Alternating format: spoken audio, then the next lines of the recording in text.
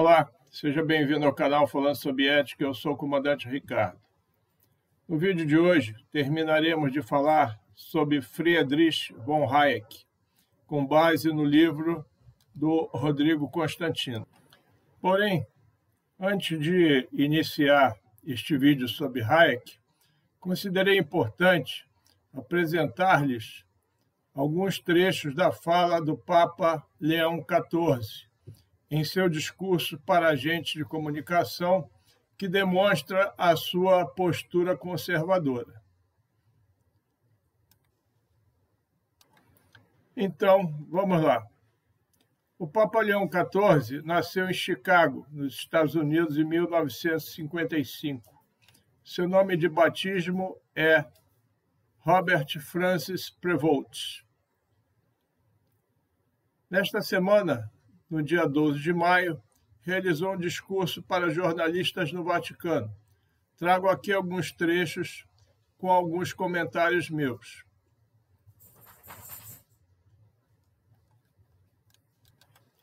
Ele disse: a paz começa em cada um de nós na forma em que olhamos uns para os outros, e a forma como nos comunicamos adquire uma importância fundamental. Temos que dizer não à guerra das palavras e das imagens. Temos que rejeitar o paradigma da guerra. Reitero a solidariedade da Igreja para com os jornalistas presos por terem procurado relatar a verdade, mesmo à custa da sua própria vida, que tem a coragem de defender a dignidade, a justiça e o direito dos povos a serem informados, porque só os povos informados podem fazer escolhas livres. Então, eu destaco esse último trecho. Só os povos informados podem fazer escolhas livres. Trazendo aqui para a nossa realidade, afirmo que o povo brasileiro está há muito tempo sendo mantido na ignorância. E isso contribui de forma determinante para que as suas escolhas políticas sejam equivocadas. Vota-se nas pessoas erradas porque, além da ignorância crônica de alguns brasileiros, as informações corretas não chegam a eles, impedidas pela censura de quem está no poder. Continuando as palavras do Papa, ele agradeceu aos jornalistas presentes pelo serviço à verdade. Ele disse: vivemos em tempos difíceis de atravessar e de narrar, que representam um desafio para todos nós, do qual não devemos fugir. Pelo contrário, estes tempos pedem a cada um de nós, nas nossas diferentes funções e serviços, que nunca cedamos à mediocridade. Hoje, um dos desafios mais importantes é promover uma comunicação capaz de nos fazer sair da Torre de Babel, por vezes, nos encontramos, sair da confusão de linguagens sem amor, muitas vezes ideológicas ou sectárias. Com efeito, a comunicação não é apenas a transmissão de informações, mas a criação de uma cultura, de ambientes humanos e digitais, que se tornam espaços de diálogo e confronto de ideias. Disse que os jornalistas estão na linha de frente, narrando conflitos e esperanças de paz, situações de injustiça, situações de pobreza e o trabalho silencioso de tantos por um mundo melhor, e por isso pede que escolham o caminho da comunicação da paz. O novo pontífice demonstra um pensamento conservador e destaca que é a informação isenta de confusões de linguagem, ideológicas ou sectárias, é que fazem com que as pessoas saiam de suas torres de Babel, ou seja, usa essa metáfora bíblica para dizer que a confusão gerada de forma premeditada, conhecida atualmente como narrativa, a falta de comunicação e a arrogância humana prejudicam as escolhas livres das pessoas numa sociedade. Considerando a nossa realidade aqui no Brasil, a imprensa militante ideológica ou que se vende para o governo presta um desserviço para a população, uma vez que trabalha de forma contra a sociedade, desinformando, ao invés de informar. A palavra está em moda hoje. Na realidade, omite, divulga mensagens recebidas do governo ou simplesmente informações falsas ou mentirosas. Lamentavelmente, este país é rico em riquezas minerais, como todos sabem, mas é extremamente pobre em recursos humanos. E isso está contribuindo para a destruição do país. Bem, feita essa digressão, voltamos a falar de Hayek. Continuando o assunto do vídeo anterior, Hayek, ao tratar de impostos progressivos, afirmou que se tornam evidentes os riscos que esta medida carrega, como a perda da liberdade individual por meio do uso arbitrário da força contra aqueles que possuem grandes fortunas, que são uma minoria, e que esta medida terá um resultado ineficaz. Essa medida foi proposta em 1848 por Karl Marx, como meio a ser usado pelo proletariado para tomar o capital da burguesia e centralizar os meios de produção na mão do Estado. John Stuart Mill classificou isso como uma forma de roubo, que seria um desestímulo para aqueles que têm o capital e que realizam investimentos, que no final beneficiariam a todos. Aqueles que defendem a tributação dos que detêm o capital se esquecem que são eles que assumem o risco dos seus empreendimentos. Enxergam apenas os bem-sucedidos e invejam seu resultado. Por exemplo, a taxação de grandes fortunas, sempre mencionada por políticos de esquerda, é contraproducente, porque seus donos simplesmente mudariam sua residência para outro país e investiriam lá. A população brasileira vê o país com suas instituições aparelhadas e envolto na corrupção. Assim como Hayek afirmou, aquele que afunda num pântano não poderá escapar dando um pequeno passo. A sua única esperança é poder dar um longo salto.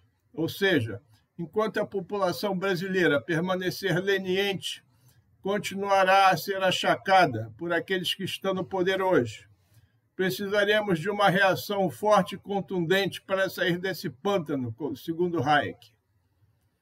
Verificamos que após a primeira Revolução Industrial, o capitalismo trouxe consigo um enorme avanço material para a população mundial.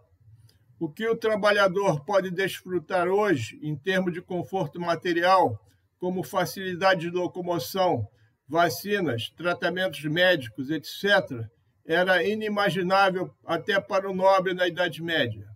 Entretanto, a vida desses trabalhadores no início da Revolução Industrial não era nada fácil. Foram vítimas de muita exploração, mas a luta por condições melhores de trabalho ao longo de décadas seguintes, com muito sacrifício, proporcionou as condições que existem hoje em países democráticos de direito. Eu considero que a melhor forma de trabalhar, respeitando a liberdade individual e, ao mesmo tempo, aumentando a produtividade e os ganhos, é estabelecer o pagamento por hora trabalhada. Assim, cada pessoa trabalhará de acordo com a sua necessidade, com a sua disponibilidade de tempo e com a sua capacidade. Essa é uma das razões que por essa razão é que o trabalhador dos Estados Unidos tem uma produtividade média 4 vezes maior que a do trabalhador brasileiro. O resultado disso é que os salários dependem da produtividade do trabalho, e esta depende da liberdade econômica em vigor no país. Melhora-se de vida pelo esforço desenvolvido em atividades produtivas e não por auxílios governamentais, que apenas provocam a servidão.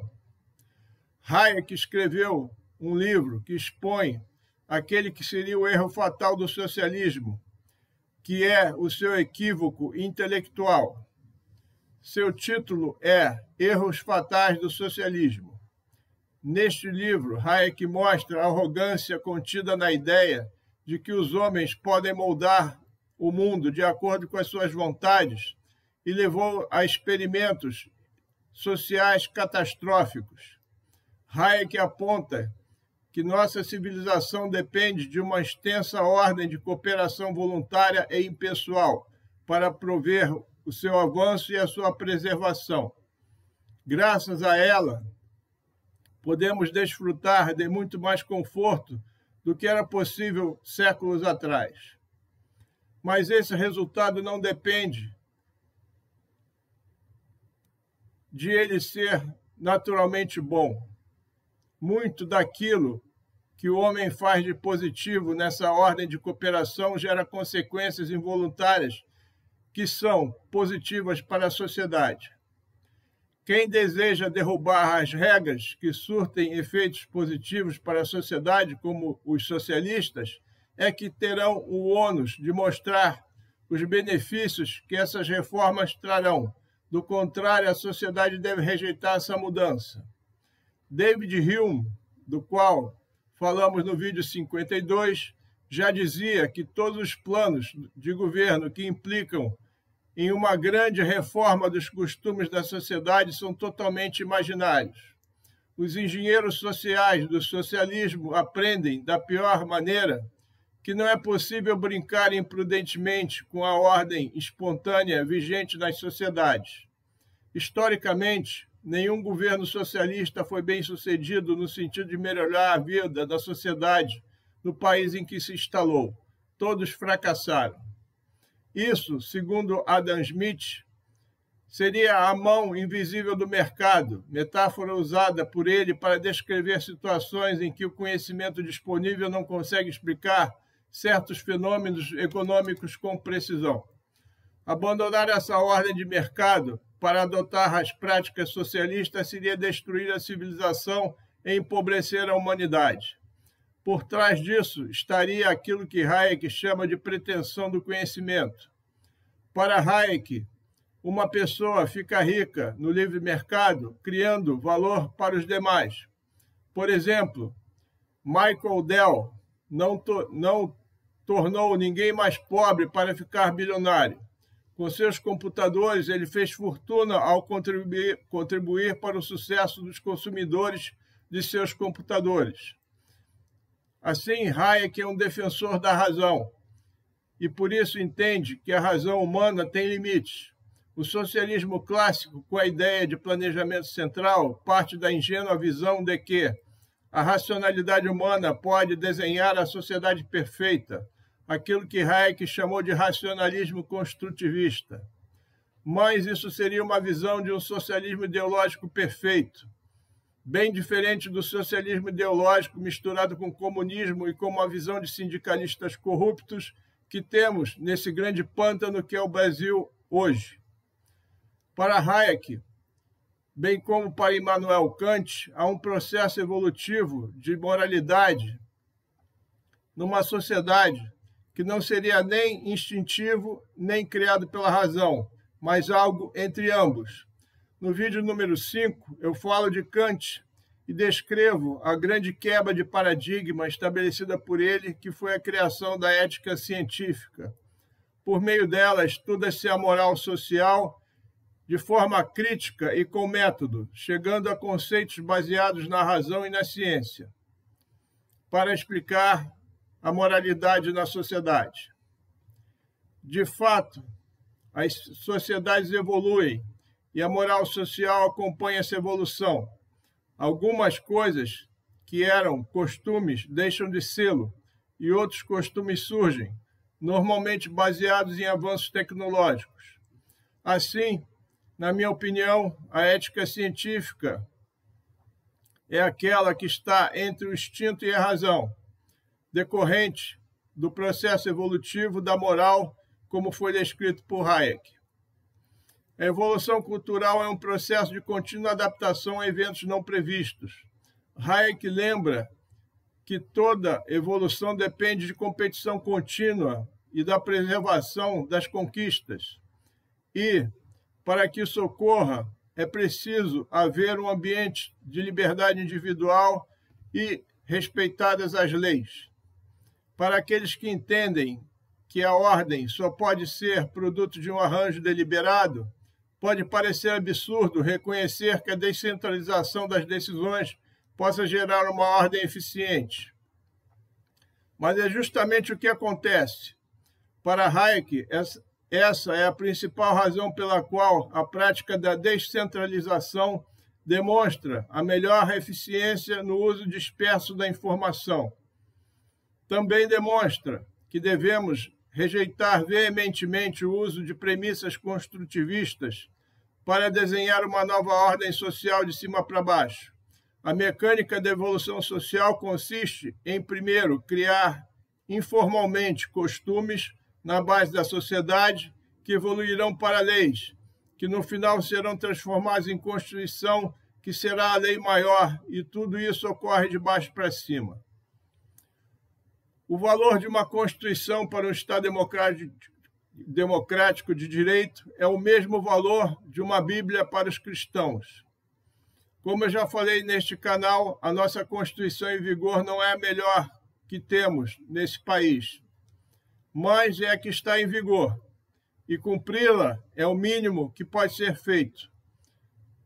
E, para que haja ordem, ninguém, absolutamente ninguém, está acima da Constituição.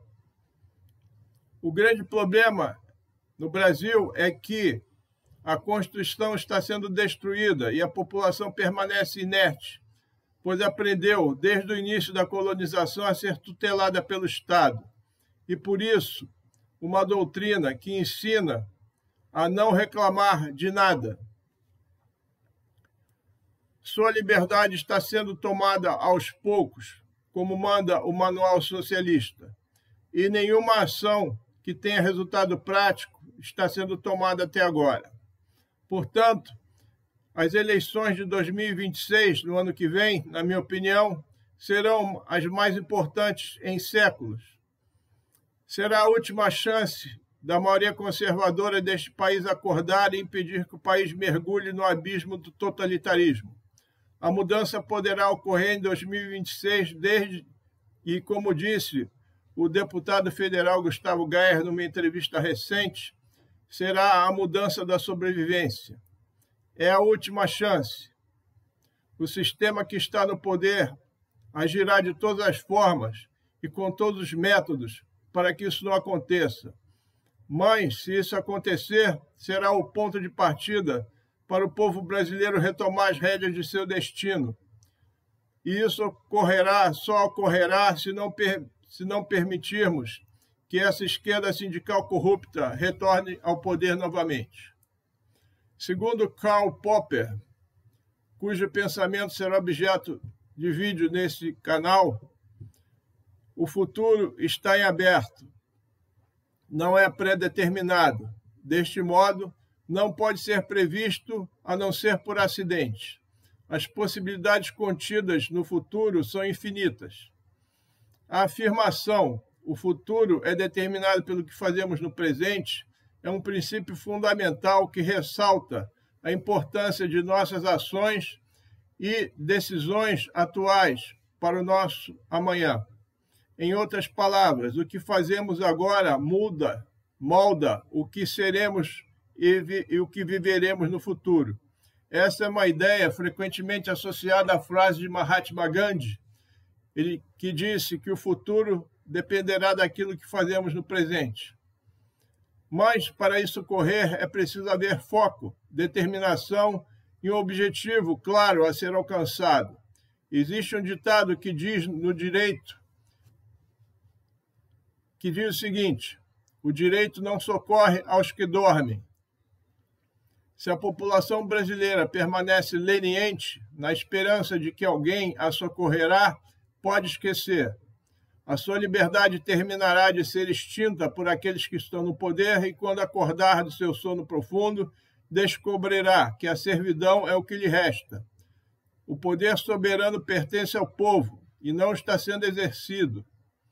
Ocorre que hoje a população brasileira, cuja boa parte é composta de ignorantes com diploma, formados com base naquilo que desenvolveu Paulo Freire, que não é ensino, está imersa no mar de narrativas mentirosas que visam a fazer com que permaneçam inertes e ignorantes.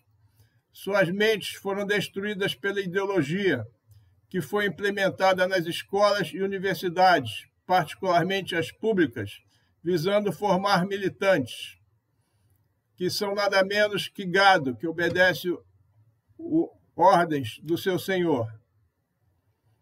Como disse Confúcio, quando as palavras perdem o seu significado, as pessoas perdem sua liberdade. Vemos muitos indivíduos inescrupulosos falando demasiadamente de democracia. Quando se fala muito sobre democracia, é para encobrir o fato de que ela não existe mais. Mas isso é um método para que os inertes permaneçam como estão e continuem a achar que está tudo bem.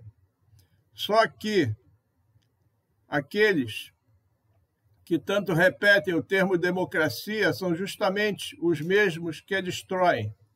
É preciso enxergar isso. Outro termo muito usado pela esquerda é o termo social. Para Hayek, esse é um termo mais confuso em todo o vocabulário moral e político. Os vários usos desse termo servem mais para confundir do que para elucidar. Hayek constatou nada menos que 160 outros termos associados ao termo social. Na maioria dos casos serve, na prática, para negar o sentido da palavra, como, por exemplo, a expressão justiça social, que quase sempre representa a aniquilação da própria justiça. A expressão movimentos sociais, que não tem nada a ver com a melhoria da vida na sociedade, sim com a pretensão de destruí-la. Para Hayek, a divisão do trabalho é crucial para o progresso da civilização. Assim, o uso racional dos recursos disponíveis de forma descentralizada será aquilo que vai proporcionar o fluxo contínuo de bens e serviços que será mantido por ajustes diários, feitos de acordo com as circunstâncias do dia anterior. Desta forma, o planejamento central pretendido por socialistas torna-se contraproducente, porque impedirá essas mudanças dinâmicas que o mercado livre exige. A descentralização é crucial para garantir o uso adequado do conhecimento dos fatos, para que isso tenha efeitos positivos e torne a economia eficiente. Aquilo que torna possível a alocação de recursos de forma eficiente é a competição dinâmica, para atender da melhor forma às demandas dos consumidores. Roberto Campos disse que os socialistas simplesmente ignoram o conceito de escassez, que é absolutamente indispensável para se falar de economia. Os marxistas partem de uma crença num estado natural de abundância e pregam a economia Robin Hood, que consiste em tirar dos ricos para dar para os pobres.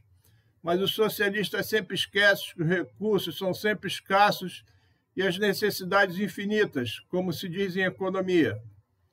A preferência deles é demandar por mais gasto público todo o tempo. Todos os problemas serão resolvidos com mais gasto do dinheiro dos pagadores de impostos. E, se esse dinheiro acabar, aumenta-se os impostos. Só que isso tem limite. Lembrem-se da curva de Laffer. Ocorre que, no Brasil, há um ingrediente perverso que piora todo esse quadro caótico criado pelos socialistas, que é a corrupção institucionalizada. Isso precisa ser resolvido rápido. Uma mudança que surta efeitos positivos tem que começar. E como disse Gustavo Gayer na sua entrevista, as eleições do ano que vem representarão a nossa sobrevivência. Será a última chance para a maioria conservadora deste país tomar as rédeas de seu destino. Eu sempre digo, o brasileiro precisa votar melhor e parar de eleger e reeleger corruptos. Só assim o país vai melhorar. Bem, Era isso que eu queria transmitir para você sobre Hayek no dia de hoje. No próximo domingo vamos falar de uma mulher chamada Ayn Rand. Por hora, era isso que eu queria transmitir para você que me prestigia com a sua atenção neste domingo. Deixo aqui meu muito obrigado. Se gostou desse conteúdo, deixa o seu gostei.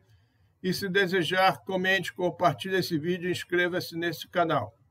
Este é o canal Falando sobre Ética e eu sou o Comandante Ricardo. Aguardo você. Até lá.